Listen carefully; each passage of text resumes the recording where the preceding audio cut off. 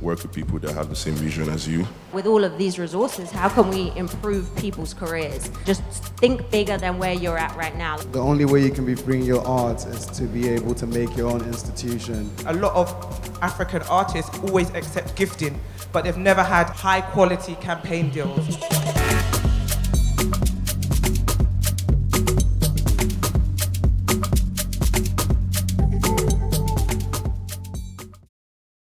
So hi guys, thank you so much for coming to the homecoming panels and discussions.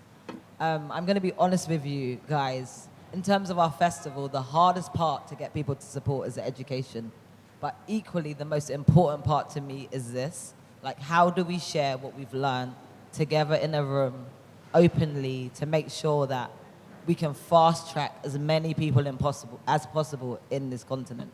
That's a goal I want to achieve. So as much as it always feels like it's last minute and we're pulling it together, it's because no one wants to back it. But I persistently make sure that it's part of our programming, because for me, personally, the reason Homecoming started was to amplify the voices of African creatives. And the best way that I can do that, and the people that are part of this festival, is to share knowledge with each other. So thank you for supporting us by coming and attending today. This subject is really important to me personally, because, you know, people think, oh my God, you know, I'm a bit of a mystery to a lot of people. But the most important thing about what I do and how I operate is team. I do not do one thing alone. I have an amazing team in every part of my business. I can't operate without my team. I can't function without my team. The way I select my team, how me and my team work together, it is crucial for our success. So I don't want to lie to you or pretend that this is something that I do alone. I was talking to someone earlier about a girl that you probably have never met called Eilish. Eilish is the reason Homecoming exists. She came, she joined our team at the first Homecoming. She did a record with me in Lagos and said, Grace, it's possible. As soon as she said that, I was like, okay, let's do it. Without that support from her and knowing that she was part of it, it may not have happened that year. So just so you know, a lot of things that you see that happen in this world, in this space, there's a lot of people behind that success. There's a lot of people that work and put their blood, sweat, and tears into those projects. There's a lot of people that make everything come to life. There are people that are working day and night. We have a team that sometimes work in Australia to support us on projects overnight, et cetera, et cetera. So as much as we make it look so easy and gisty and fun and amazing, I wanted to be open with everyone in this room about how important team is in everything that we do. So this is the panel that I wanted to lead because of those reasons. So first and foremost, I'll introduce myself. My name is Grace Ladoja. I'm the founder of Homecoming Festival and and the co-founder of Metallic Inc., which is a global culture studio that is in London, but we're opening in Lagos in the third quarter of this year. Next, I want to introduce the amazing Caroline. Well, actually, I want everyone to introduce themselves, because I think it's better when you introduce yourself and you can pinpoint the things that are most important about you. So, Caroline.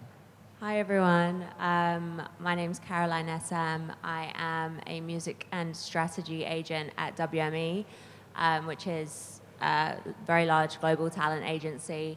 My job basically entails diversifying people's businesses outside of, with musicians. It's taking them from being touring acts to any other world they want to do, from TV, film, brand deals, equity deals, podcasts, any vision they have. I'm there to help them bring it to life. And then the other side of my job is signing and working with amazing entrepreneurs, building out their teams, and kind of overseeing the vision of all those projects that take place.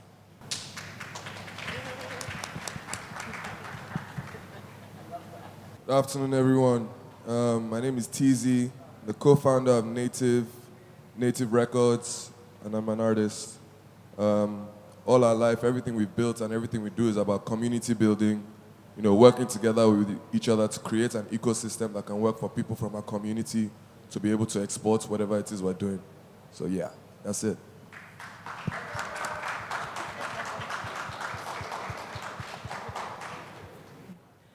Hello everyone, my name's Irene Agbontaen.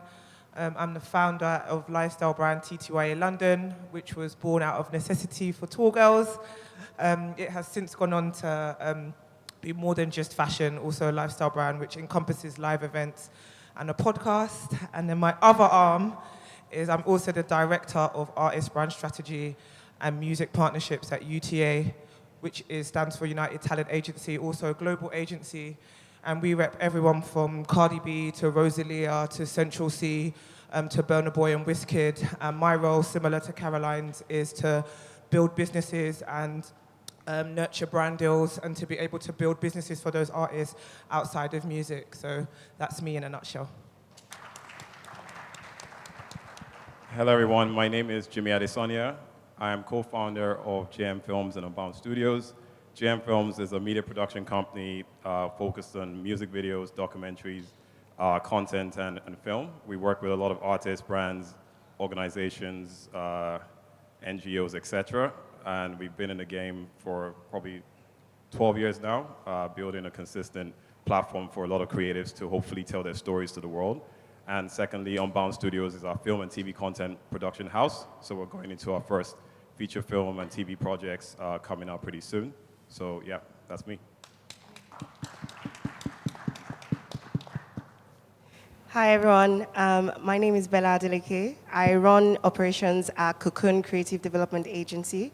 What we do in Cocoon is we actually develop products, but we believe products are multidimensional. So we develop artists, we develop tech products, we consult and strategize for, I would say, lifestyle brands in Nigeria. And off the back of that, just prior to just becoming the head of operations there at Cocoon, I would say I'm a cultural strategist. I have worked with a couple of brands in Nigeria, from Adidas to Puma to Lacoste. And in terms of like artist strategy and development, I've worked on a few projects as well. I am also very passionate about Nigeria. I'm very passionate about our culture. And I'm also very passionate about building and paying it forward for the next generation of creatives. Thank you. Hi everyone, my name is Anthony Egwu, co-founder of Curatory Agency. Curatory Agency is a talent management company as well as a booking agency. Currently manage Tommy Thomas and Loj. We build talents across Africa for events, birthdays, etc. I'll say my passion lies in building and developing talents to get to where they need to get to and also surpass every expectations. Amazing. Thank you so much for that amazing introduction. So I've got some incredible questions here, but do you know what I'm going to do? I'm going to switch it up a little bit. And I want to kind of dig into really specific examples and things that I know from you guys and try and elaborate on things that maybe you've done together or people have seen, so we can talk about things that can resonate with the crowd. I've had the pleasure of pretty much working with everyone on the stage except for Bella, which I hope we will be able to soon. And I know them and what they've done and what they've been able to do for this continent and this country especially has been phenomenal. So I want to give you all your flowers first and foremost, because it's amazing to see. One of the things that a lot of people talk about is like working with your friends, working with people you know, working with your family. And I do all of that. And it is hugely challenging, you know, it's a hugely challenging thing to do because you have to separate work and you have to separate your family or friendship. And it is challenging. And I would tell everyone, you can lose friends. I've lost friends from working with them. I haven't lost family yet, thank God. But I'm going to start with Teezee, because as most of you know, Teezee is my partner. We have an amazing son together, Zakai. I was talking to someone that Zakai is the channel. But one of the most funny things is people always associate with us as working together because we do cross over so much. And obviously, we always champion and support each other. But one of the things I was talking about earlier was that actually when Homecoming, after me and Ailish came to Homecoming, I started a group message with Teezee, Bizzle, T. Tomova, who runs our show, and Toby. And I believe that that team brought Homecoming to life because they essentially leveraged their whole network to help us to be great. So thank you for that. But Teezee, one of the things I wanted to ask you particularly is that you have two kind of really clear projects that you work on. One being, you know, yourself and your own brand, but also you represent Native Records and Native Magazine. You're here with Odumodu, who has arguably the hottest song right now out in the country. How do you, how do you kind of separate work, you know, those things? How do you separate that? Because you're you're an artist, pushing a brand, pushing a record label. You know, how do you kind of approach that, and how do you leverage your team to support you in the places that you kind of don't want to blur the lines? Grace coming with those big questions. No, it's pretty straightforward for me, I think, because the ethos of everything I've always done since I started dabbling in the entertainment space was always about team building and, you know, constructing like a winning team. I think if anyone knows the history of how I came into music, I came in with my crew, DRB, so there was nothing I ever did by myself. Even if I was working on myself, I was always working with, whether it was Bodge or Fresh L, or when it became an alter situation when I'm working with Santi or Odunsi or Lady Donley. So I've always been someone who put myself in that position, especially having like a sister like Irete as well. So we're also doing that at home. So naturally I've been, I say a good team player. So being able to put myself in the back seat to see another person succeed gives me as much joy as if it's just me. So I think that's why it's easy for us to do it, whether it's Native or Odumodu, and obviously my partner Shania as well, it's the same thing.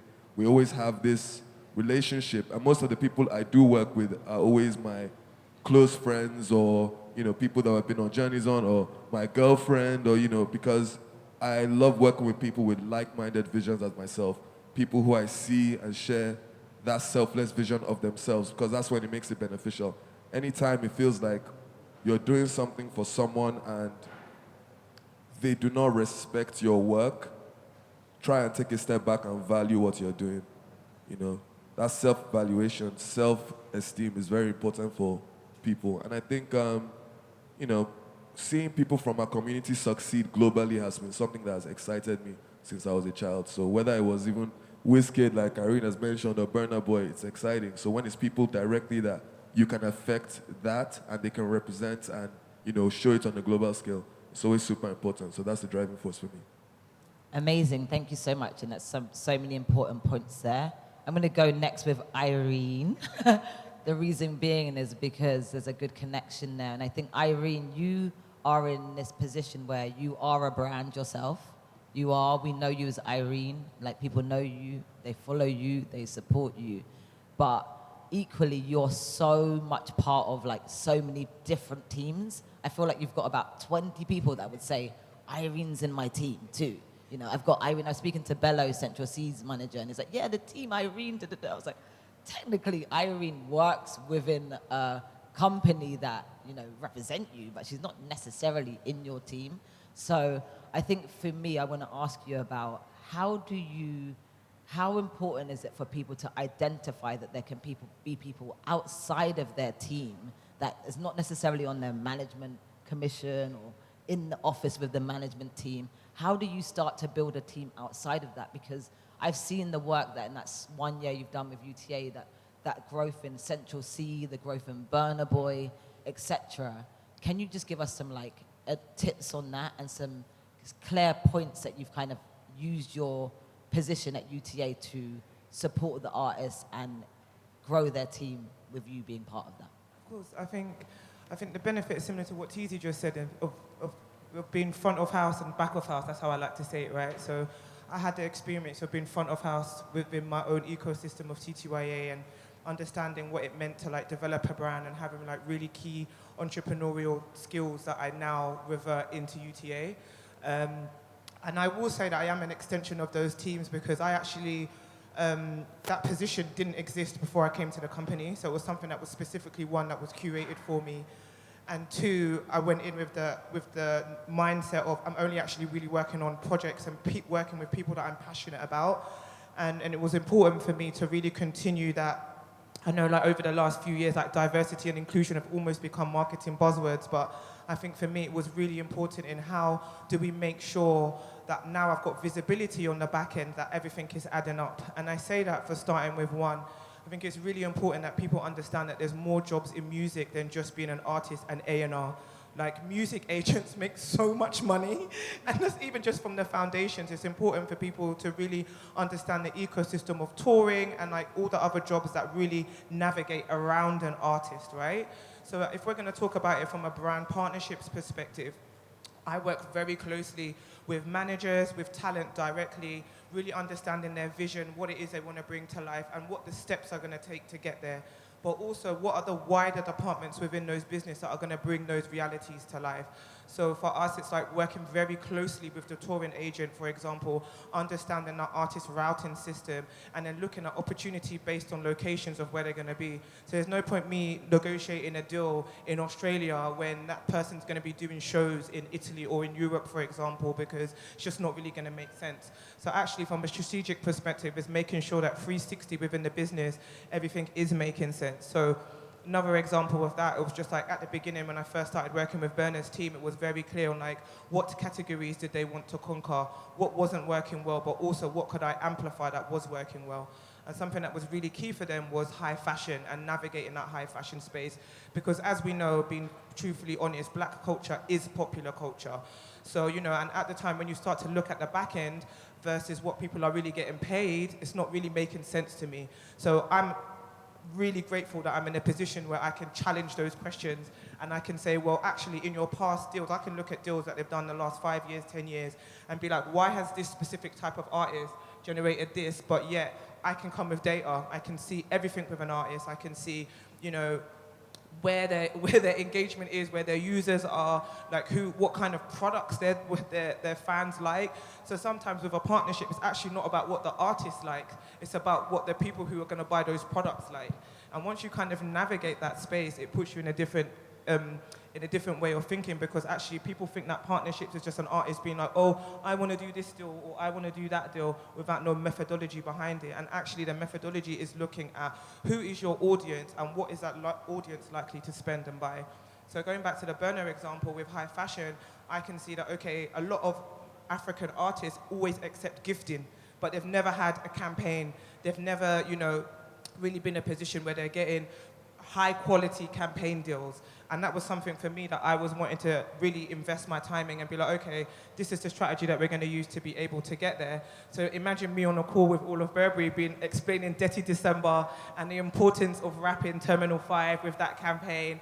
You know, so it was like about like really looking at that audience and who the audience is and how they were going to see that campaign. So I think for me, it's just really looking at the different departments within music as a business and looking at opportunities to leverage those opportunities. And really, really, the more we can't really make differences at that table if we're not visible, right? It's about having the visibility and being able to be back of house. I think I'm rambling a little bit now, but I think it's really, really, if I could take anything away, if you can take any away, the more of us that are in those rooms, the more opportunities that we're able to leverage within the community within a real authentic way. Wow, thank you, Irene. That's so true.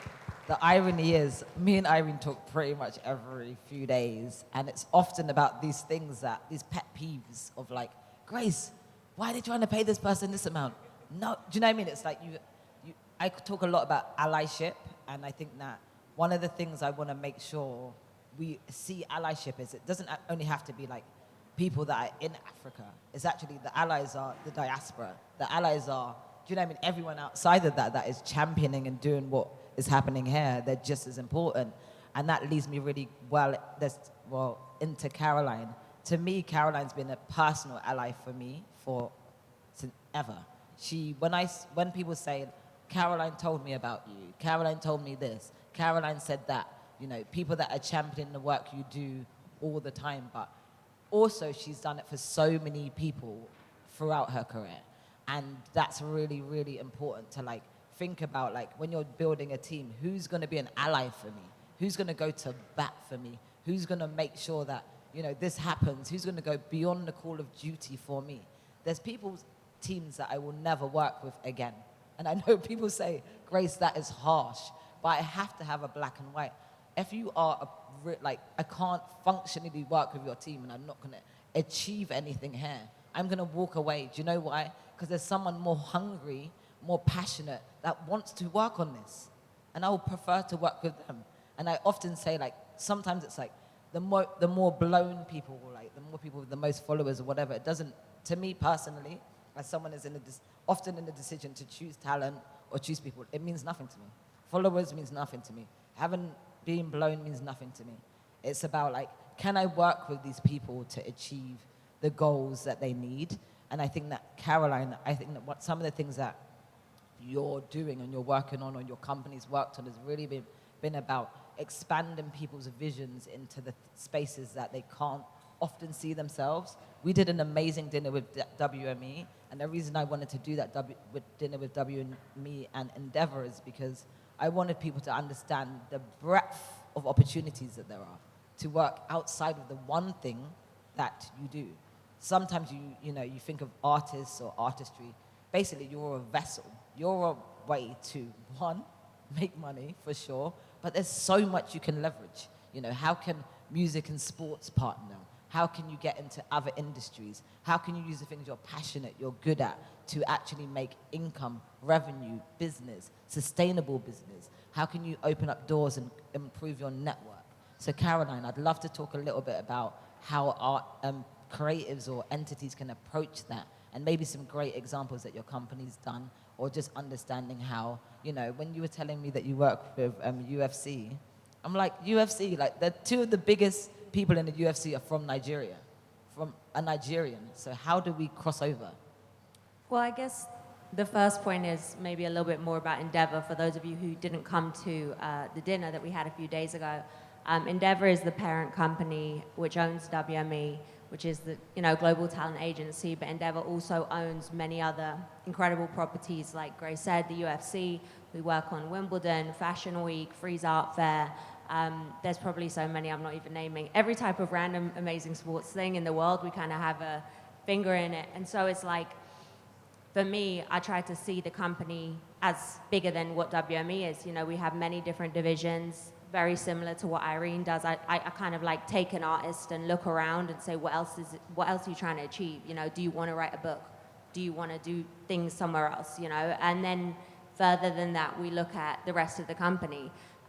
We find synergies all over the place. You know, sports, fashion, art, all of this stuff closely interlinks into music because it's all culture. And I think it's very important to just take such a broad view. You know, we look at the micro goals, we look at the macro things that we can make happen. You know, recently I signed Coyle Ray, who some of you guys might be familiar with. She has this big record called Players, which just says girls are players too. And the manager just sent me a tweet, and it was so genius. It was a journalist in America saying, if the WNBA doesn't pick this up to be, you know, their song for this season, like they're taking a huge L, basically. And in one email, I'm on copy with the head of the WNBA, talking to them about it, you know. God willing that happens. Probably shouldn't be talking about it yet. But hey, it's one of those, but just to give you guys an example, it's just one of those amazing things that you can do when you think like that. That was literally somebody's tweet. Whoever tweeted that, we're going to let them know. Thank you. But it's you have to think big, and I think the one thing I actually notice when I talk to talent is how small they think, because we're conditioned like that. When I used to be at A&R, so I always worked in music before having this job. And I learned about WME through being a client there. I had an artist that I managed, and also a project, which was a live property that I had. And as soon as I went in there, I was just so confused. Like, how is there such an amazing entertainment agency like this? Is this, you know, it's the same with all of the entertainment agencies. Like, there is stuff that we do not have access to, and that people are not seeing that you can do. You know, all this stuff. So I was like, I have to work here. I cannot be in this small space of being at A&R anymore. I want to do this. And that was the same thing as going back to, I can't remember who said it, I think it was you, Irene, that the only job in music is definitely not what you see, like being the artist or being the manager. There is so much of that. I think me and you have talked about this before. I was like, I am shocked how much these agents are making. They're making more money than anyone. And so I was like, I want to be in this building. Okay, Christmas, guys.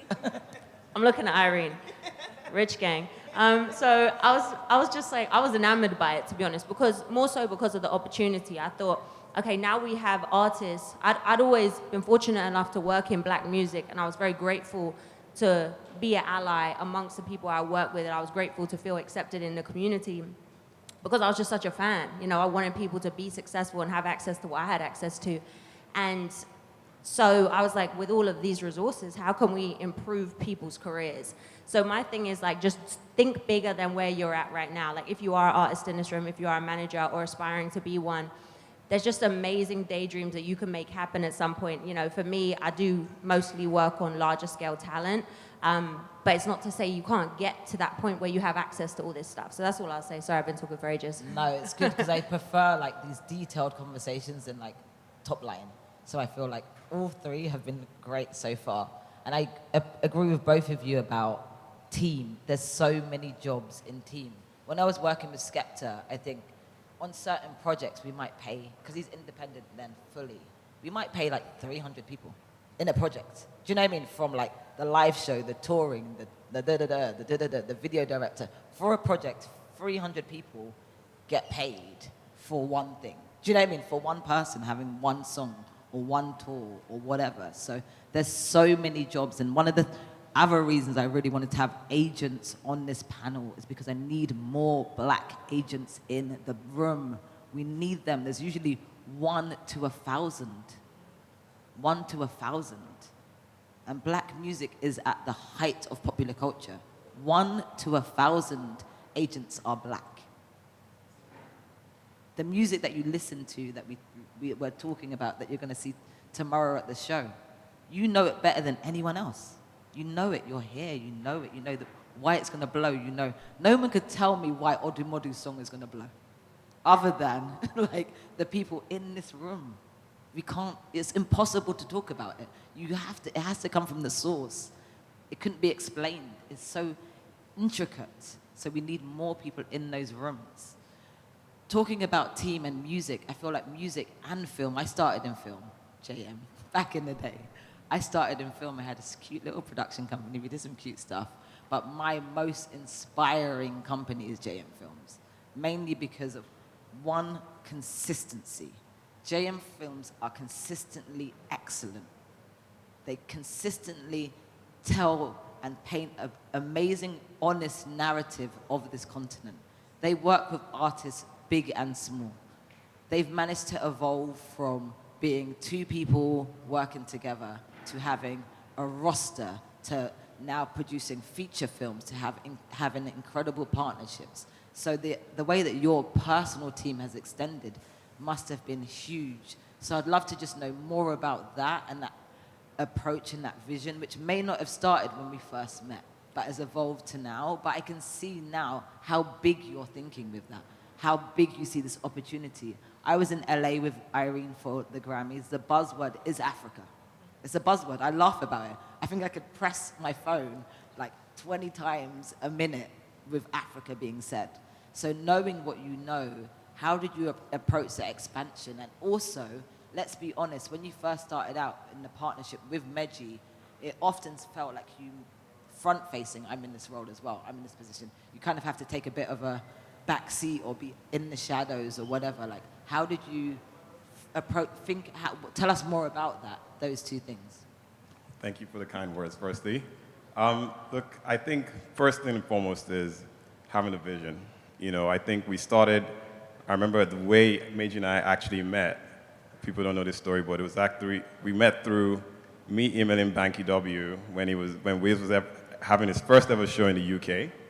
And I remember sending, even though Banky still is one of my best friends to date, I sent him a very long email about the vision of JM Films, describing what the company did. I was the only one in the company at the time, and said what we were set out to do, whether it's the fact that we want to tell stories, incredible organic African stories to the world. It was like a vision, very clear that we wanted to achieve. And we got the job to do his first documentary in the UK, and I called up a few friends, and Meji came in that picture, and we worked together on that project and realized we have something here and something we can build on. But knowing that vision at the beginning was actually quite, a daring thing to do, because when you set out a company, it's bigger than just having an Instagram handle. It's bigger than just having a back end quick invoice. It's what is the culture of the company? What are you actually setting out to achieve? And I think going back then, there weren't a lot of references that we had. It was more of just having a gut, and that gut is in everybody here. Everybody has a gut for something. And the most important thing is consistency and going for excellence. I think in everything I do, my mom always said growing up, whatever's worth doing is worth doing well. And the truth is that if you're going to set out your time and you want to collect money from people for that time, you have to deliver excellence, or at least aim to deliver it.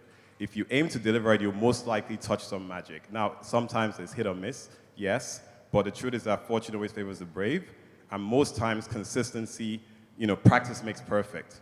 So for us, it was that achievement of wanting to know everything we were doing. I always tell our crew, treat it like it's your last line of defense. What that simply means is that if we were never to do another job tomorrow, what would they say JM Films was? Was it a great stellar company, or was it an average company? Are they just clouting, or are they actually creating a culture? I don't think you can actually create a culture. You can safeguard a culture, but you can also elevate and propel the culture. So for us at the time, we wanted to also tell our own stories in a very unique way. And I remember asking, Major was like, hey, what's the plan when we started working together? I was like, you know what?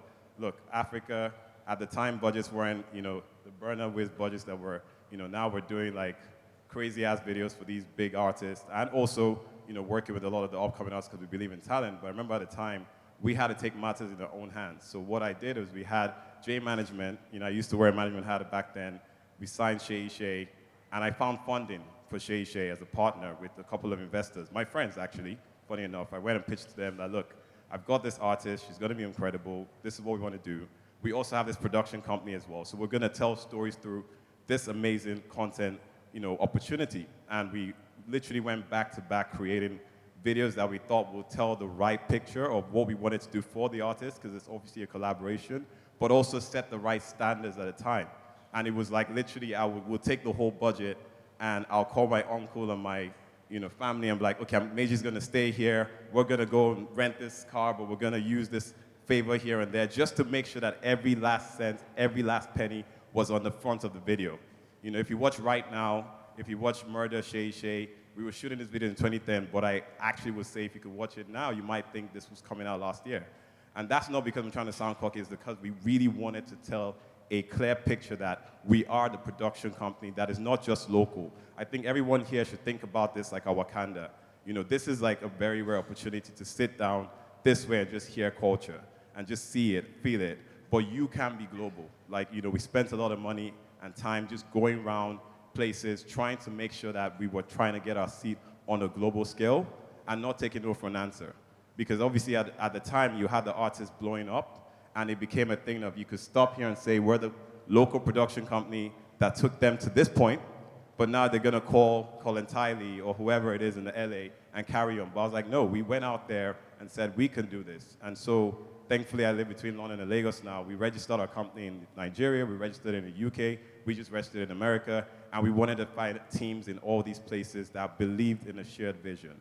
So in reality, you actually have to orchestrate the success you want.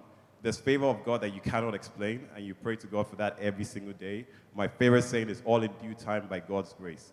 Only because I believe you can only put in so much effort, but you have to put in the effort, and you have to have a clear vision. And I remember one saying as well, I have a lot of quotes, but they said in a gold rush, be the shovel. And what that simply meant is that we wanted to make sure that anyone that was Afrobeat relevant, that wanted to propel on the global scale, whether it was Wizkid, whether it was Burna Boy, whether it was, Davido, everyone that at the time we were just seeing come up. And we were literally, I remember having 4-hour meetings with Wiz in his hotel room just saying, this is how the Instagram should look. This is the kind of content quality. This is how we should be wearing it. Wiz would be saying, one day my jacket, Starboy, is going to be worn by Justin Bieber. It's going to be worn by this. It's going to be worn by that. And we were having all these just bouncing ideas and just be like, yeah, that'll be sick one day. But the key thing is the next day, we were like, okay, this is how we're going to try and do it. And so over time, looking back 10 years of the game, it's like, the one thing we've never lost is the hunger, the duty, the care of duty. care of duty is one of the things that I'm so grateful for. I walk into a room and say, you work with all these guys. I'm like, great, but for us, they're just partners. You know, we want to help them achieve their own visions. And care of duty means that you can take someone's money, but you have to think how you're going to make sure you deliver the right value on the table, such that you earn the respect. Even if they're friends, you earn the respect from them. And also having a shared vision with your team so that they know the culture you're trying to build. Everybody needs to have a sense of equity on the table. When you call up a team to do a job, and sorry if I'm rambling on, but when you call up a team to do a job, you have to make sure everybody knows that they own the project just as much as you do. There's a whole boss thing people tend to have in Africa in general. Obviously, it's a thing. We prostrate for each other. You know, we moved, you know, some people can't look at their bosses eye to eye.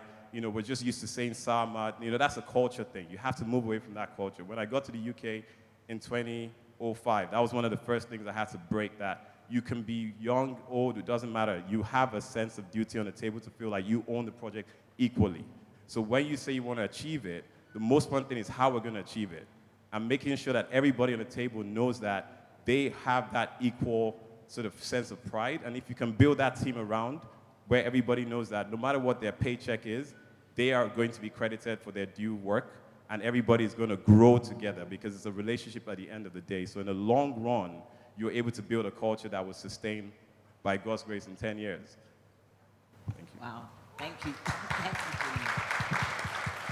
I'm going to go and watch all your videos next week because I'm going to literally do a marathon. But you identified some really important points. I think the most important one was like identifying the character of those individuals in your team and having the shared values. Values are so, you know, important, so then you're going towards the same goal. I think one of the other things I see from you is that, you know, you're consistently part of people's teams. Like you're still, I worked with you on WizKids, a couple of WizKid projects, but that O2 one, and I just felt like you're actually, these people are all together all the time. They're a team. He's part of it. You've got your seat on the jet locked. Do you know what I mean? Like, you're really part of it. So I think that what anyone in this room that is thinking about, you know, take some advice from what Jimmy said about how you identify people that you know you can work with.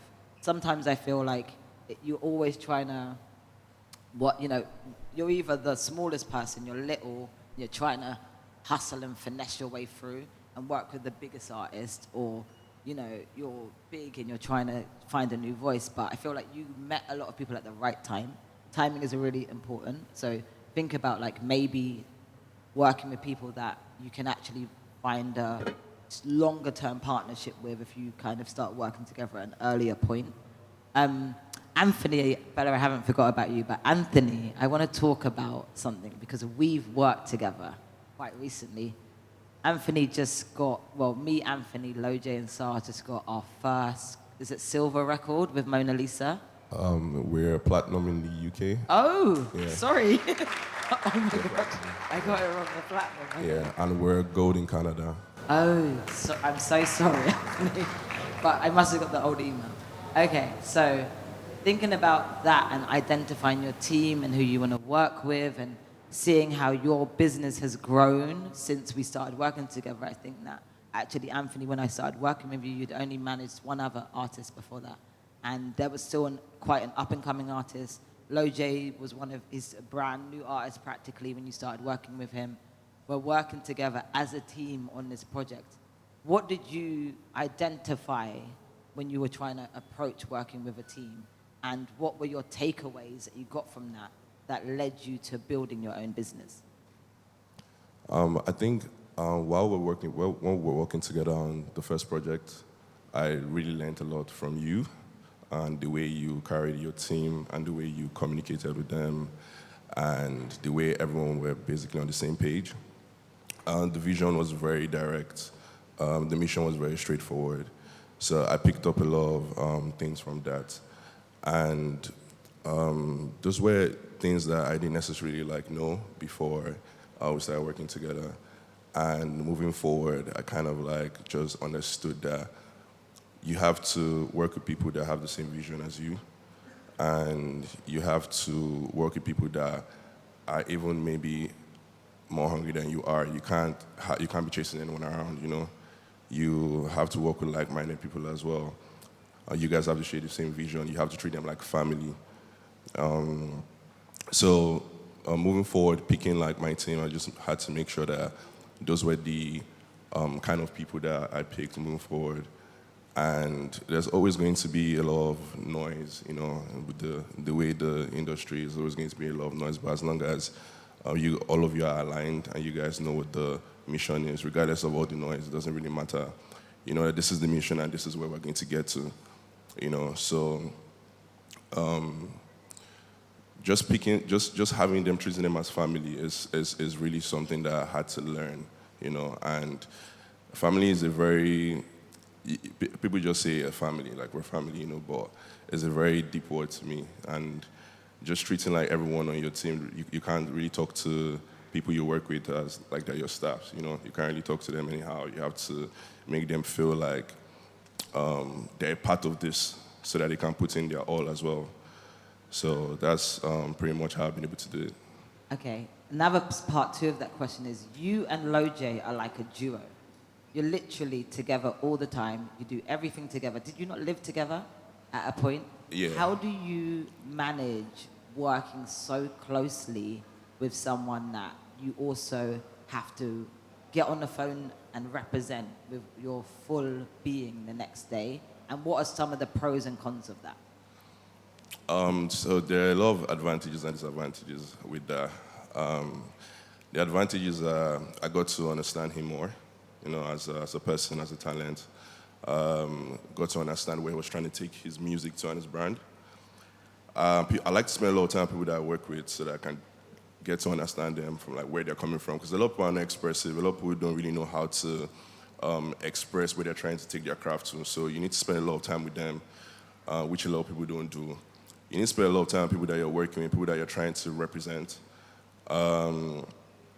Definitely, there are going to be some disadvantages there because at the end of the day, see finish go enter. So you have to set boundaries. You have to set boundaries. Especially when the person is your friend, you have to set boundaries. You have to keep to your word. Yes is yes, no is no. At the point where you say no, you can't let the friendship card come in play, you know. Your no is no, and your yes is yes. So that's how I've been able to.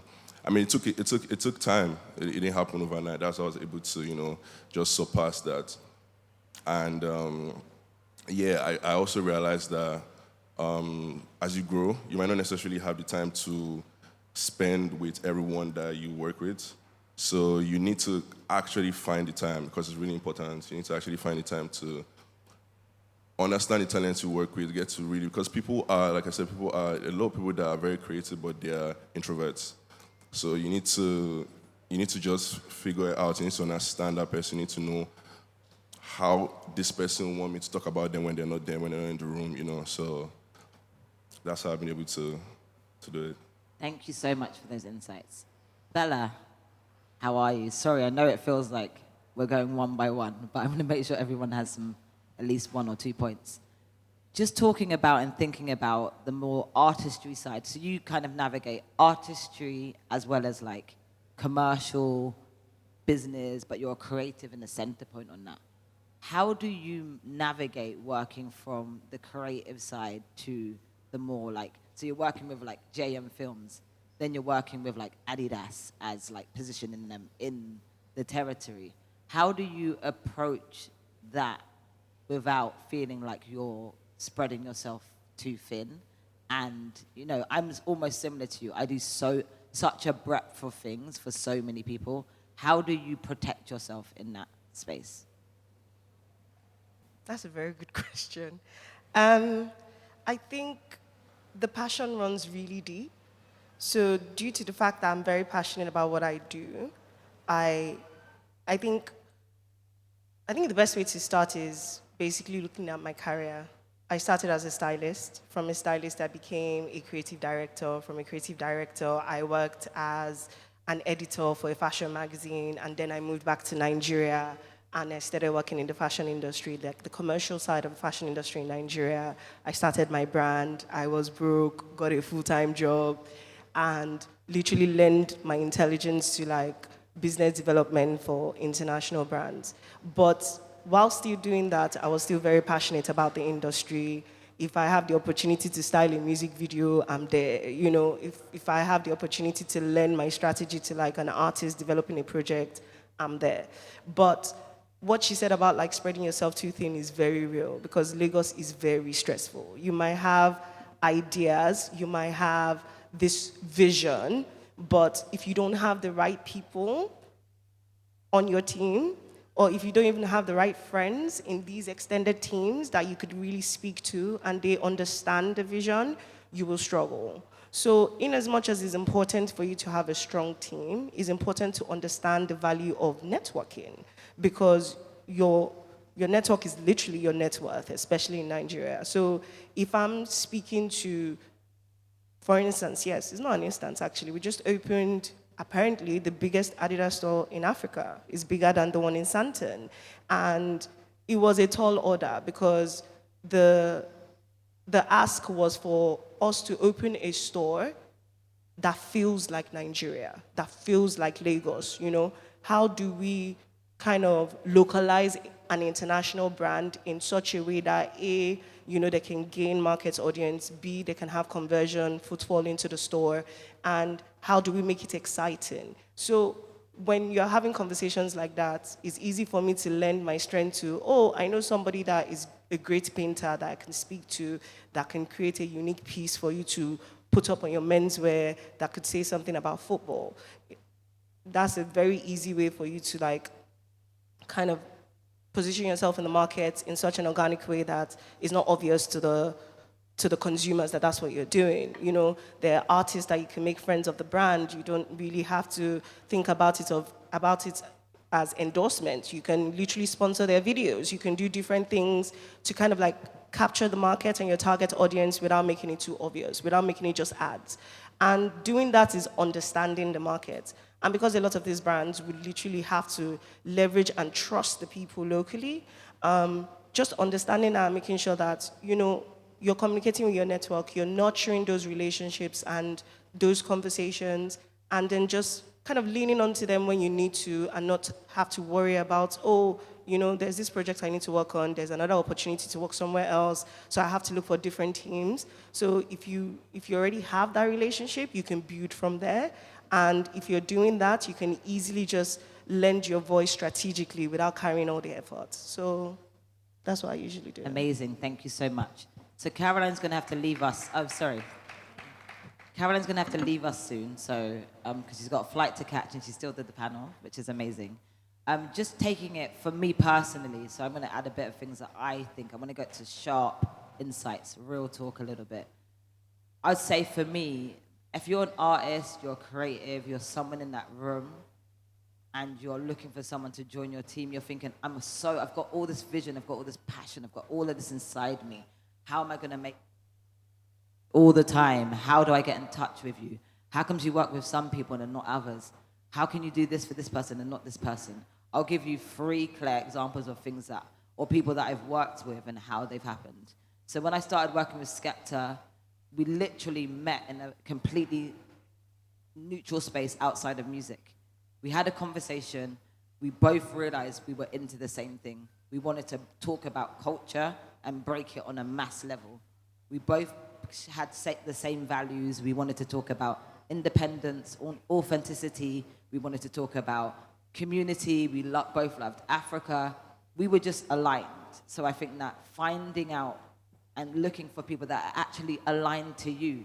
A lot of people message me that are not aligned to me. Actually, I can't really help you. I don't know that much about. What I'm good at is what I'm good at. Let me just tell you that.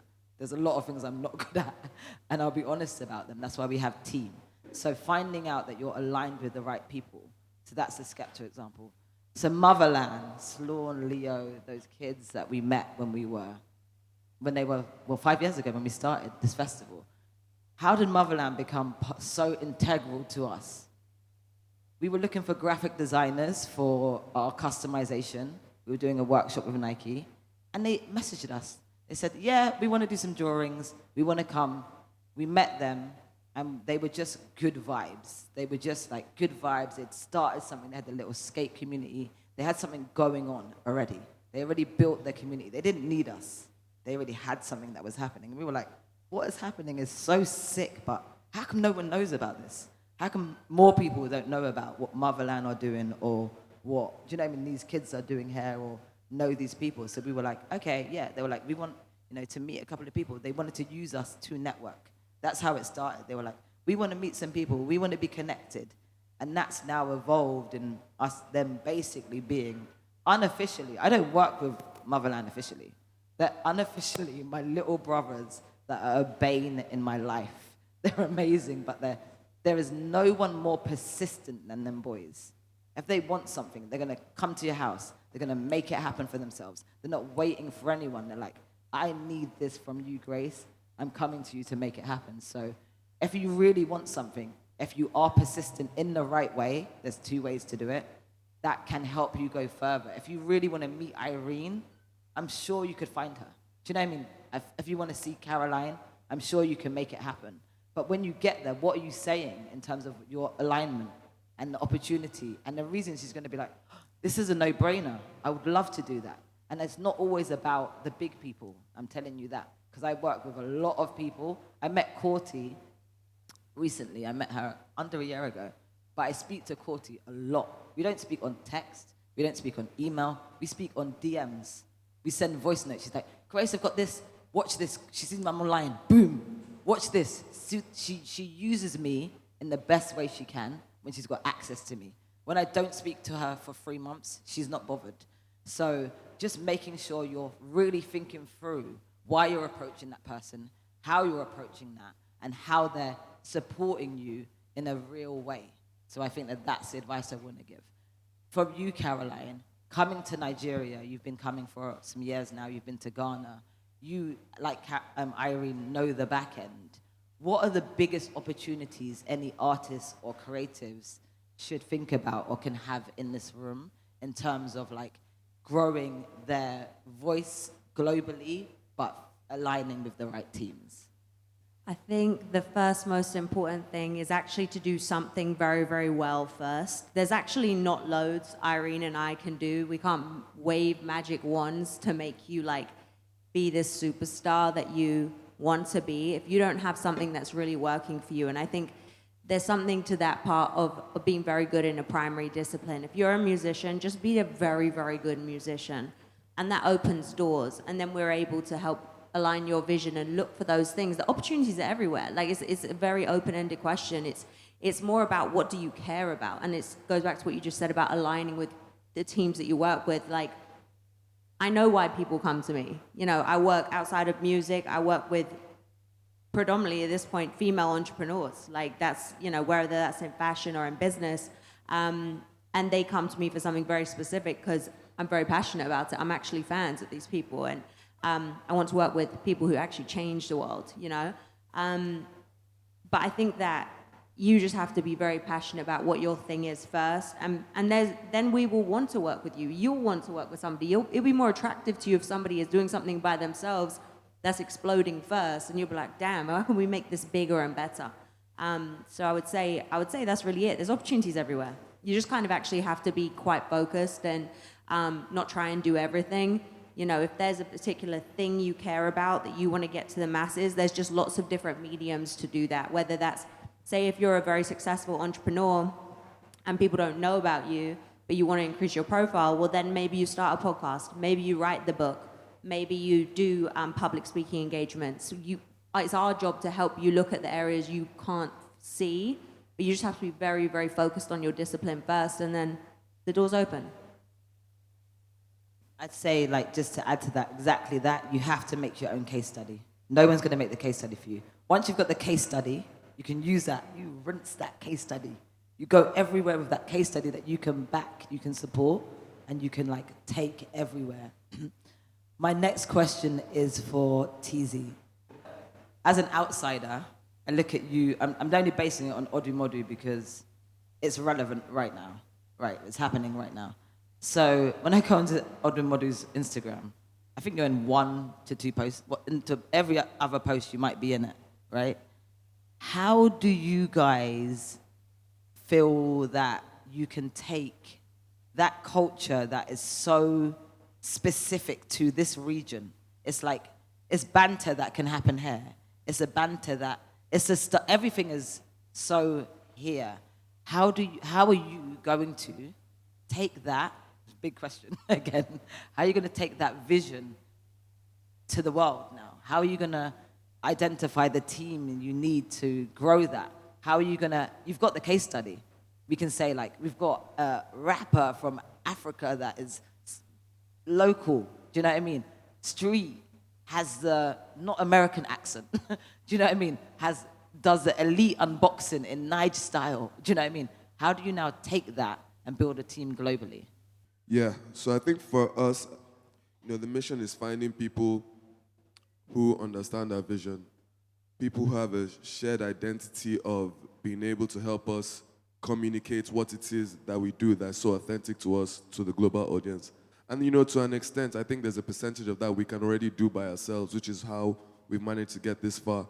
I think us just having the same aligned visions and knowing that we've seen this done in London, we've seen this done in communities in Tokyo, we've seen this done whether it was Tyler, the Creator, when he was in LA, or the A$AP Rocky and A$AP Mob. So all those kind of movements have been replicated in different territories. So for us, it's like, why can't that happen in Nigeria? Why can't that be 2 or 3 guys or guys and girls from a country that is kind of like the most relevant cultural country right now? And I think it's just finding those voices that can help us amplify what it is we do best. And I think that's happening now. The internet has completely changed that. We can go up and read about all these different agencies, whether it's a UTA or a WME, or see all the cool people that we meet. Like Odumodo and I, we spend half the time, apart from when he's posting on Instagram and rapping, we spend half the time actually researching how do we get to the next level? What's the new challenge? Because we're never sitting on our laurels. Okay, cool, we have a number 1. The next day is like, okay, how do we make that a number 1 album? How do you make that the highest streaming album of all time? How do you become the biggest rapper to ever come out of the continent? So I think that drive and vision, when we meet people who match our ambition, that is what gives us, the ability to take it to the next level. Okay, and then I'm gonna just direct this last question, and I'm gonna open up to the room because Caroline's needs to leave, and we've got a lot to do. So my final question is gonna go to Jimi. Jimi, I think that a lot of people don't realize the breadth of the film industry in Africa and how big that is. I just saw Idris Elba did a partnership. Who was it with? You'll know more about it. More Voodoo. Yeah, but there's a huge backer in that. It's massive. It's actually, the money's not coming from Africa. The money's coming from global money. It's a big deal. It's an amazing opportunity. So now, how do we as a continent leverage what we have, our culture, to find allyship, find all the things we discuss, and build a team that is robust enough to own it? One of the reasons that I did that panel before is because I think the biggest failure we will have is not having an industry that is self-sufficient. When I look at it, what disappoints me the most is that when I look at the top 10 artists in this continent, none of them are signed to labels here. There's no money coming back into the continent. Do you know what I mean? How do we now leverage all of this and do all of this? Because we're doing the work. How do we now make the business sustainable here? Yeah, good question. So I think first thing is studying the greats, studying the frameworks. We have access to information now, to knowledge. There's no excuse. You could sit down on YouTube and learn so much. And once you learn success stories, you have to also localize that success story. So in Africa, we know one thing we love is music. This is free all day. We get the music, it's in our talents, in our blood. But being able to build a framework that is at an international standard. So one of the biggest visions when we started GM Films was Universal Pictures, Paramount Studios. The idea was that how do we create an international local company and never making an excuse for the fact that we live in Nigeria or we didn't have the right funding at the start or whatever. And so today we have Unbound Studios, which is our holdco parent company. It has subsidiaries like GM Films, Prior Gold Pictures. We've invested in a tech company that's like a LinkedIn coming soon. We've invested in other companies coming up soon. And the idea is that creating verticals for people to be able to channel their own talent, because you can't always be the client facing. There's so much money in the back end. Today we produce music for Disney. We produce music for massive collaborations, platforms like Guinness, etc. And the idea is that we knew what we wanted to present to ourselves. Nothing just comes by chance. So when we said we have this production company and it started going, well, what's next? Okay, JM Films is our international facing. We do LA, we do Jamaica, we shoot with, we shot in India, we shoot very regularly in South Africa. Tyler, we broke her latest record, Been Thinking. We're working with these artists consistently, but we also wanted to have a story locally as well. So that when you also want to transfer knowledge, you don't wake up one day and you can't even find anyone on ground that understands the same language you're speaking. And so we set out to start another company locally called Parago Pictures with an amazing team headed by Adeleke, headed by Director K, to basically create the same culture we learned and walked around the world, flying around, literally burning as much cash as we could to get the right experience, but transferring all of that here. So when we want to do a big commercial like Guinness Black Shines Brightest, we had like literally a 20-man agency come out to Nigeria and work with all our talents. There was only a few people that literally were aboard. And you also need to study the rules. So for example, there was a period where to put your ad on prime time on TV, you had to work with 80% Nigerian crew. But you have to understand that so that you also know that it's not just about the government giving you an opportunity or a free bone, but it's because there's opportunities that if you do create a fantastic team that can deliver standards, you can draw people and create great work. But the most important thing is also exporting yourself to the table.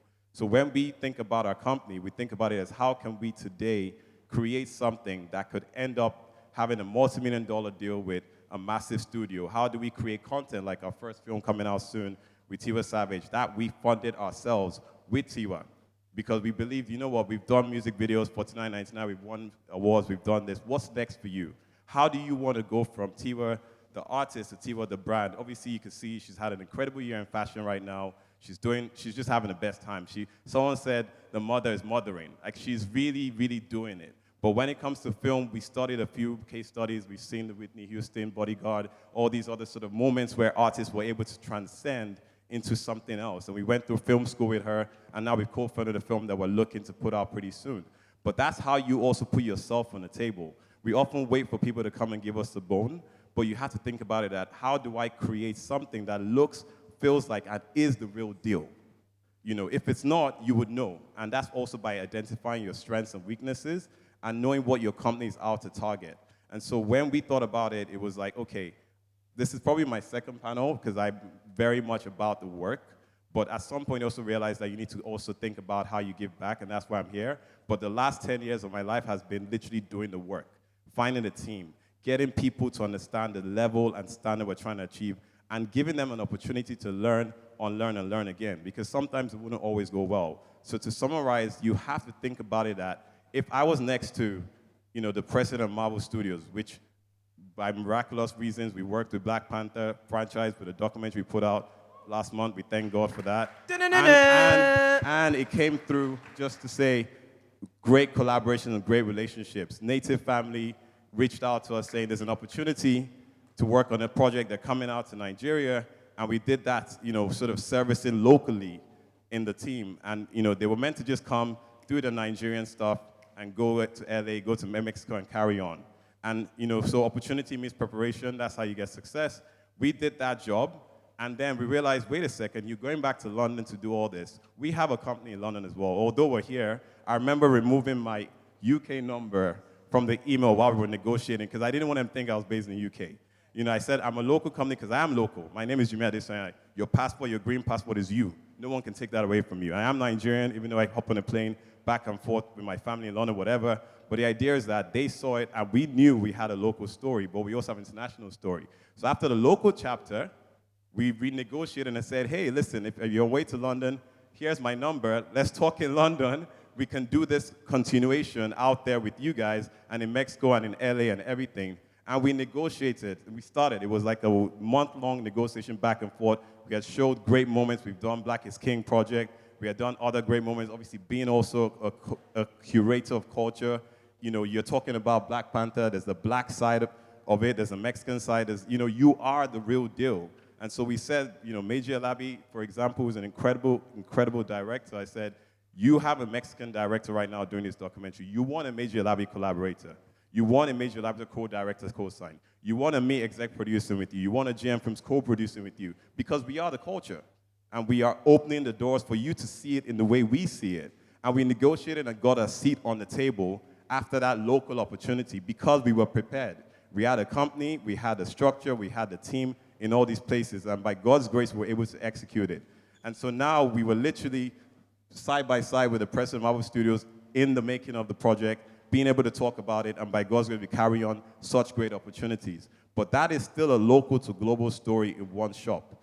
Being able to see things ahead of time and knowing where you want to fill in the weaknesses, because there's an amazing team we've been able to build. Knowing your strengths in the team, there's a structurer, which means who sees bigger than all of these little things. We have Unbound Studios now, we have all these companies, we have all these things we're trying to do. We're leveraging the talent, we're leveraging the face of what we're doing to get all the opportunities. We're doing a lot of back-end stuff now, front-end stuff. So you need a structure. You need a doer, someone that's literally gonna say, guys, I'm giving Grace a call right now, going to her house, she's gonna get it done for me. Or Irene is gonna make this collaboration up. I've seen what she's doing with Burna Boy.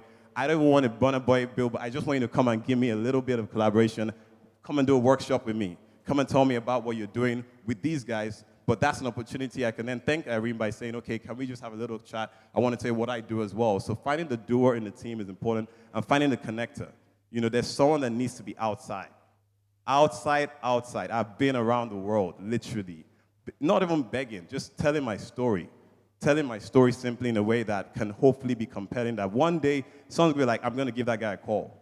And so literally everything is like 10 years flashbacks front, because some people I'm working with now, I've emailed them 6-7 years ago, and now they know me. But the idea is that it's also knowing that you have to do the time, and you can't skip the process. And that's also how you become an expert in the game. If you know every day you're learning to unlearn, your ego just zaps, because it's no longer about an ego. You know, we had a great collaboration working on Skepta, you know, Bad Energy. There's literally a few people on this team on this side, and that was a culture changer for life. The editing, the visuals, the aesthetics, everything, the people in that video, and that's how we're able to then convert to today and work on more collaborations as well, you know, with it, for example, Native. And so the vision is important, but please, please, please do not see yourself as Nigeria only. See yourself as incredible excellence. And please also don't just see it as black only. People are going for black tickets. It's great to put yourself on the table as a black excellence. Don't get me wrong, because there's a quota, there's a deficit, there's a mismatch. Everything is just disjointed. More black seats on the table, like Grace said, and not enough even black agents. But the most important thing is be excellent at what you do, like Caroline said as well. She's left now, but let's be real. If you email her tomorrow and say, thank you so much, here's what I do, and you're dope, and you've actually just done the work, she will probably, you have a higher probability of her responding to you than just saying, I want to be amazing, or I want to do this. So think about it as once you get your seat on the table, you just deliver that excellence and just pray that it all works out. And if it doesn't work out at that point in time, keep going, because it will surely work out. And growth success is so important. Like our first video for Burna Boy was on the low. That was a 4-digit, you know, budget. But it was that relationship that made them realize that, you know what, these guys get it. And today we've done like years and years of amazing collaborations. So it is just simply put, you cannot skip the process. Please see yourselves greater than you think. Remove the imposter syndrome, build the structure, get yourself a lawyer, get yourself an accountant, pay your taxes. Literally, don't let anything embarrass you, because when it comes to due diligence, people lose jobs immediately. 100%. You just lose it because 100%. You don't have a structure. You're calling yourself a company, but you haven't registered it. You don't have your tax certificate. Like literally, the job we got with Disney, we had to register and build our American entity in 2 weeks. Because I just literally knew that I'm not going to be the one saying I can't be put up for the job just because I don't even have the structure. And so what that meant is that the people that we had manifested the relationship over time, we had to make the calls, and it all came through. But the idea is just simply put, see yourself as bigger, massive. Like just see it as a vision. Like go onto a wall one day, which I did, and write everything you want to be, and think about the missing puzzle to it structurally, not just about a vibe, structurally, and then call the right team together and build over time and be patient. Damn, thank you for that summary. Thank you so much. No, that's amazing. And seeing as you took the task of the last question so well and summarized so much in that, we're going to open up to the audience for a few questions. So I'm sure there's a few people that wanted to say something. This is your time. The point is that we can talk now. I always say there's an opening at the end of a panel, for me, sitting on here, which is probably like 48 hours, where you have access to me because you are here today. So ask your questions now. That's what I would say. Good evening. My name is Wenzi. I'm a musical artist. So in a situation where you have a team and you guys have the same dream, they understand every bit of idea, like absolutely, and they understand your concept. But unfortunately, they don't have the same level of drive with you. And mostly these times, these members of your team, they are your superiors. Like when you want to get something done, when you know this is the time, they feel like we can do this, just hold on, but you know this is when it works and this is when it's going to happen. Now, and this thing is actually affecting the race, like the pace of your race, and you are not going fast. So I want to ask you guys, like, with your experiences, have you experienced this, and how did you overcome it? Like, in what way? Yeah. In a way, like, how did you overcome it in a way that doesn't have to hurt them or make you think that you are not being selfless? I mean. Yeah. Now, that was a very good question. I think most of us will tell you, especially the people who are artists as well, have definitely been in that situation. And listen, the onus is on you. It's your creative, it's your work. Your team are there to support you. You're supposed to work together. But if you try and get all those things done yourself, and you can now get to the finish line and say, hey, yo, manager, hey, Anna, creative director, I've done everything. Or all you need to do is submit it. People are like, okay, you are very serious about your own dream and your own vision. Because if you're not doing that, then to everybody's going to be chilling at you too. Because you're the artist, you feel like, oh, I'm the artist. And I was speaking to someone yesterday, and he said a lot of people have the idea that because I'm the artist, there are certain things I shouldn't do or I don't have to do. Someone should do it for me.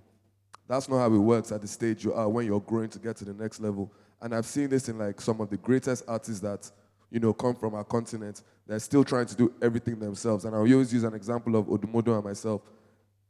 We're going through everything step by step until we see someone else can step up to do it.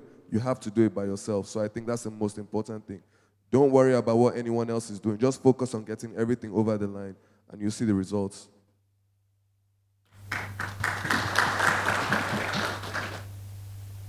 Hi, my name is Kolamide. I'm a stand-up comedian, and I run a production company. So my question is to you. I feel like I will speak to you after, but JM, very wise words you've said up there.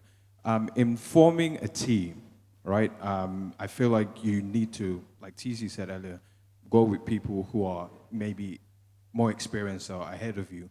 So in a case where you feel like you don't have the proper access to them, or maybe when you get there you're a bit fuzzy with, you know, what exactly you want to communicate to them, what do you suggest a person like that does? And then carrying along your team members with that same energy. Yeah. Okay, good question. I think, first of all, you start where you are. You know, I feel like people often spend so much time looking for this experienced person, but why should that experienced person even work with you? Because they also are trying to challenge the next greatness in them. Everybody's on a journey in life. Everyone is going through their own process. So the most important thing is to, first of all, find the right passion. Everyone around the room, literally, there's so much, when you start, it's bigger than just, I have the experience, I can do the job. It's actually, first of all, the experienced person, you might not even understand the level of technicality they're on. So from a production standpoint, you need to obviously look at this crew list. Okay, you have your producer, you have your director, you have your AD. First, just study all the roles, right? And know that they all have certain qualities. You know, a producer has to be very, you know, proactive, has to be very resourceful, has to just literally be able to get things done. Now, I know people in this room that are producers, and I will pay them to produce for me, even though they haven't done a film before or music video, obviously after a few experiences and, you know, internships and whatnot. But the point is that the idea is that you have to know who in your crew can do the job, and knowing their strengths and weaknesses first, and start with that first, because eventually it gets better. You know, your first and second and third projects sometimes just have to even break the ice a little bit. So if you spend that time looking for the next best person, if you don't see raw talent, and that's something that some people are gifted at and some people aren't, where you can just see a raw talent and be like, this guy just gets it, and I just need him to, we need to both go find experience together, call people up, call directors. There's still a thing. People, Meiji still gets, for example, or Director K or so many other directors still get calls from people, and they just come to set and see things. They just literally see, they just spend the day with us. Like, he has a thing called, for example, 365 Hustle, and every shoot he tries to get 5 young interns to just come and, see things too. And so you wanting to create content, what content is relative to your audience, first of all? What type of content? Because that experienced person might not even understand the type of content. Like, look at people like Brother Shaggy, look at people like, so many people that are creating incredible content, and they're doing it with just one cameraman. You know what I mean? Like, and the thing is that you just have to literally understand the vision of what you're trying to achieve first, because once you understand that vision, you could then determine what you need. So if you have somebody in your team that you think isn't good at this and that, then give them a role that you think they can achieve. Go to someone else and say, I need this, and have the conversation. Because one thing, a lot of times people start with friends, and they don't know how to have the conversation, the honest conversation. And sometimes you might have to say, we're not good at this, but let's start now and find this option later on. But if you go looking for experience all the time, then how do you get experience? Does that make sense? And so in reality, starting where you are is literally it. I shot our first video for JM Films. I literally held the camera myself. It was El Marshall featuring Burna Boy, Castle's remix. I was the director, Meiji was the editor. I was literally the director. And that just goes to say, I'm not saying that, that I'm a genius or anything. It's just that I had to do it. It was a case of survival. I am not going to lose. You know what I mean? And so I went for it. And yes, going back, it's like, how the hell did I do that? But it was the passion where you can see yourself at the point where you are at the point where you need to be seen. Start with it. Get what you can get. Use an iPhone. Director K started shooting videos on his iPhone. Literally. Everything. And content right now is so interesting because it's all sort of camera phones. Everything can happen now. So you can literally get it done. And there's no excuse, in my opinion. Just try your best to tell the right story and build it over time. And experience will find you as well, because you will then know that I tried this, it didn't work, so I'm going to try this other option. And then even when you meet somebody, be ready to have that honest conversation. I'm not advanced. Some people try and overpackage, and that's the one in Nigeria. You overpackage sometimes and you lose an opportunity. There's nothing wrong in saying, I don't know enough, but I'm trying. This is what I've done. Here, have a look at it. Can I come and intern for you? Can I learn from you? And then from there, you build your own system. Hopefully that helps. Good evening. I'm Reed. I'm a filmmaker and run a production company. And I wanted to ask, how do you navigate failure professionally when you're in positions where you've been given opportunities or like you finally got into a stage that's just where like you've been reaching towards and you don't deliver as much as like you might have wanted to? How do you build from that and not let that relationship die or not let that experience just destroy everything like you've been building so far? Hi. So I think one of the biggest lessons I've learned in life is the importance of failing forward. So life is all about experiences, right? Sometimes you work so hard, you do everything right, but the result doesn't come out the way you want. However, you can learn lessons from it. What worked, what didn't work, and learning from that and positioning yourself for better. It's always important to be honest with yourself. I don't know if you were doing it for a client or if it was just your personal project. If it's based on the brief, did you deliver what was on the brief? If you delivered what was on the brief, but creatively you feel like it was, not up to the level or not up to your own personal expectation, the first thing you need to think about is, did you deliver what was asked of you? If you did, that's great.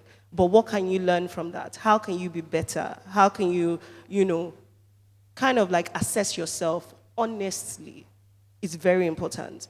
And then learn from that mistake and just push forward. We're human beings, In this business that we're in, is when you make mistakes, that's when you actually see potentials and opportunity. Like, I know it sounds very cliche, but sometimes every disappointment can actually be a blessing or an opportunity for something else, And like he said, if you continue to push for excellence, out of that failure, you would actually see an opportunity or a lesson learned that you'll know. So I know as creatives, as people that God has given you this natural talent, when you, for the lack of a better word, fail, it it's hard, right? But you also have to see it from a place of this is your job as well. So ask yourself first, did you deliver? And then creatively, if you feel like you want to be better, look at the things that you weren't great at and how can you make it better. That's it. She's pretty much said everything, to be honest. I think you should be scared to fail. I personally, I learned a lot from my failures, and it actually opens my mind to other ways of actually achieving that particular thing. So every time you fail, just make sure you never look down on yourself. Don't be too hard on yourself. Just make sure you learn from there and see how you can do that thing and make it better next time. I think for me, just to add to that, I would just say also understanding the landscape that you're in, and within that understanding what has come before you and what you expect to come after. Because a lot of the time we see, when you're trying to pursue the opportunity or you've worked for months on a deal back and forth and you get to the pinnacle point and it doesn't always go the way that you want it to be. But actually it's about, sometimes you can look at that deal and think, okay, what was done before? What could I do to make this better? And also what can the next person coming over after me leverage what I'm gonna do to potentially make something even better? So I think it's always important to always not pay homage to people who have come before you, but don't be afraid also to ask those people for advice.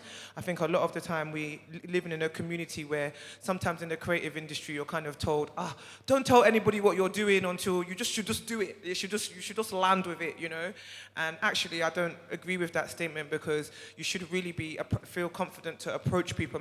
This thing that you did, how did you do it? Like, how much money did you ask for? Like, what were you paid for that? Like, really having these open conversations, because until we have those open conversations, we're almost working on an island. And this is one thing about our community and our ecosystem that we really do need to do more of really like having those difficult conversations, really asking people, this thing that you did, what did they pay you? What were the terms? Like, what did you need to deliver on that project?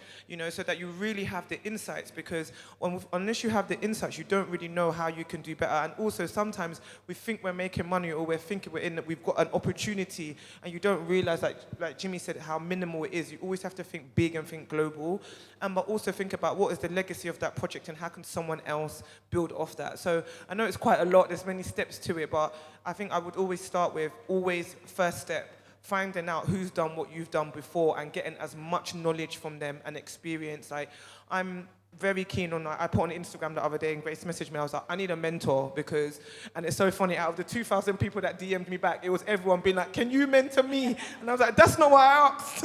Meanwhile, but it's about like always feeling like you have the opportunity to ask people questions that know better than you, and don't be afraid to ask those questions. Thank you, Irene. 100% agree. It deserves a round of applause, but we're going to do a big one in a minute. Just to add to what Irene said, as a quick fast track, get mentors. I have 3. I have 3 people, 2 are older than me, 1 is younger than me, that I ask everything. If someone's agreed to mentor you, there's no embarrassment. Message them over and over till they reply. Get a mentor, because they can help you. Secondly, I can tell you hands down, failure is in everything. I don't even like the word failure, because I just think it's evolving. Like, I constantly, if I tell you how this festival started and what the plan was versus where we are, it's almost there's 2 different things. You have to evolve. Things are going to go wrong all the time. Today, things went wrong. Every moment. My text is now, I'm telling you, there's going to be 5 things that have gone wrong. There's going to be 5 problems for me to solve between my 2 panels right now. You just have to evolve. If you're pushing yourself out of any limit, everyone in this room has decided to do something for themselves. I've decided for some reason to do a festival. No one asked me. No one's paying me. No one's backing it. It's me. I decided to do this. So I can't go wrong. Do you know what I mean? There's no parameters. If you're really, truly going to do something, just go for it. You have to have a fearless sensibility. You have to think blue sky. I was talking to Odumodu the other day, because I'm like, this boy posts. And you know what? I'm so bad at posting. So I was like, Odumodu, please give me a masterclass on social media. I want to know from you and Olamide. I want to know how to do it, because I'm doing something good, but I'm not good at that. Do you know what I mean? How do I do that? No one's thinking, Grace is asking Adumodu about, do you know what I mean? You can help me. So that's one thing. Another thing is, we've just got to constantly, Irene's nailed it. I'm guaranteeing you we're not asking for enough money in this room. You're thinking the opportunity is just about, it's come, so I'm going to do it. Think about how that opportunity is going to work for you if they can't improve the money. So what else can they add? What other added value can you add to something when there's no money? Can you say, okay, I'm going to shoot the global one but the launch is in Yankee and I don't have a visa, I want to come. That means you get your first American visa. Go, push it. Where can you push it to help and get you to your next level? Do you know what I mean? You're going to get stuff that comes your way. How do you shape it to fit into your narrative of what you want to grow? Oh, we want to do this. It's going to, we want to shoot you on this. We want to do this with you. Oh, can you do it closer to my launch and combine it as a launch party? Can you do it as da-da-da-da-da? How can you finesse it to make it work for you? Because half of the things as anyone up and coming or trying to push out is you can't get the financial backing. But I tell you, you do more with less money than you do with more. That is a fact. I'll tell you, you're more creative when you do not have the means. So I know that sounds crazy, but you are more creative when you don't have money because you have to think about a great idea. How's this going to connect? When you've got budget, you can spend it. I can tell you, we're working on a project. I think the budget is 500K. I can spend it like that. Let's book this. There's no guarantee that project's going to be great. But I've done projects that have cost literally, as Jimmy said, maybe £1,000 that have reached. I think we did Bad Energy on $20K, $20,000. Wizkid and Skepta, 20,000. I had to beg Jimmy and Reggie. I had to beg them. I had to say, please. I had to beg them, please. I need to do this. We don't have the budget. We're independent. The record, no one cares. It's not even out. Nobody gives a shit. No one gives a shit about my vision right now. Do you know what I mean? I basically wrote that script and co-directed it. No credit, but I was like, just saying, no credit. Didn't see me in the credits, Jimmy. But basically, we managed to leverage. I was like, I want to highlight all these photographers, all these directors. Let's get them to self-shoot. Let's do this. Let's talk about the narrative. The story was good. That's why that video did well. We could have probably now got 200K to do that video. I don't think it would be as good as that. So just to remind you that sometimes we feel like we're on the back foot. You're going to always feel like no one's listening. I feel like how you feel. No one's listening to me. No one's supporting me. I'm doing something so great. But you know what I keep doing? I'm pushing. Every day I wake up and I say, we go again, Irene. We go again, Teezee. We go again, Iriti. Let's go. We got to go again, So just remind yourself that. If your vision is good, sense check your vision. Ask someone that you don't know to listen to your song. Ask someone that you don't know to read your thing. Someone that you don't know, they don't care. They're not going to have a vested interest. Your friends will lie to you. They'll tell you that you're great when maybe it could be better. They're not going to tell you the truth. Go to someone that has no vested interest in you and ask them what they think for real. Do you think this is good? And listen. If you want to grow, listen. I have to listen to every day. I listen to you guys, what you feed back. I listen to everyone. I take it all in. Whether it changes my view or not, doesn't matter. But I listened, So listen to what people say. And that's if you want to keep evolving. Do you know what I mean? Everyone has a different vision. What I'd say to you when you're identifying your team or you're going to be a team member, make sure your vision is aligned. I sometimes want the project more than the person that I'm working with. That's my biggest pet peeve. I'm like, you could be great, but I want it more than you. I will never work with anyone that I feel like that about again. Do you know what I mean? Because it's a waste of my time. I can only get you to a limit. What I'm good at is getting you to you. Do you know what I mean? I know what I'm good at, as I said at the beginning. So make sure your alignment is crucial. It is crucial.